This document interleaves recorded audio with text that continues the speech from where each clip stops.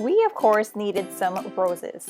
We had to grab these stunning cream roses with pink tips. They have a large bloom area, which always help to fill more space in your centerpiece. Now let's prep the roses.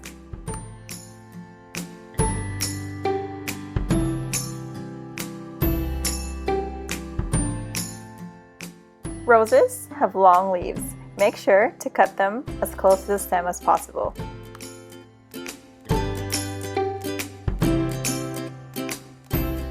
Most roses from the grocery stores already have their thorns stripped, but it will be helpful to double check so you don't hurt yourself.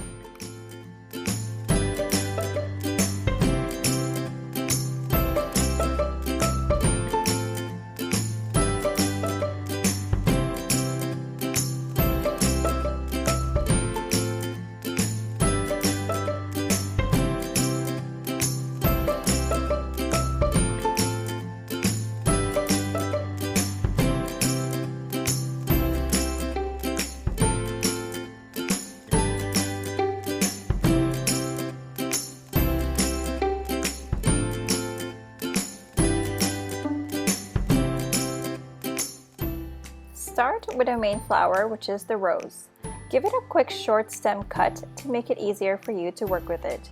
Peel off its guard petals, or the petals that are around the outer edge that looks a little bit wilted or a little bit brown. To maximize its beauty, we can reflex or open it. How you do that is to gently fold the petals outwards.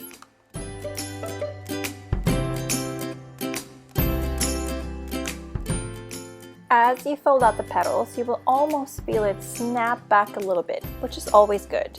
It is a sign that it has now officially been reflexed or opened. You can also gently massage the center part of the bloom to also open up a little bit more. Now you can start cutting the stems for designing. You can cut the stems with varying heights. Remember, we're looking for an organic look, so the more uneven it is, the more organic it will look like.